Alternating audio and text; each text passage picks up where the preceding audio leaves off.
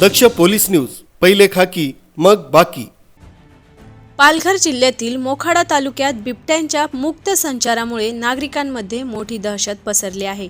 मोखाडा येथील पळसुंडे भागात बिबट्या थेट रस्त्यावर फिरताना आढळून आला। एका प्रत्यक्षदर्शीने केलेल्या व्हिडिओनुसार बिबट्या रात्रीच्या वेळी रस्त्याच्या कडेला डुलत चालत होता। बिबट्या अगदी गाडीजवळ आल्याने प्रवाशांनी तात्काळ वाहने थांबवली। हा बिबट्या एवढा जवळ होता की त्याला वाट देण्यासाठी गाडी 3 वेळा पुढे मागे करावी लागली। हा बिबट्या बहुधा पाळीव गुरांवर हल्ला करण्याच्या उद्देशानेच परिसरात दबा धरून बसलेला असावा। वन विभागाने या बिबट्याचा तात्काळ बंदोबस्त करून नागरिकांना दिलासा देण्याची मागणी जोर धरू लागली आहे।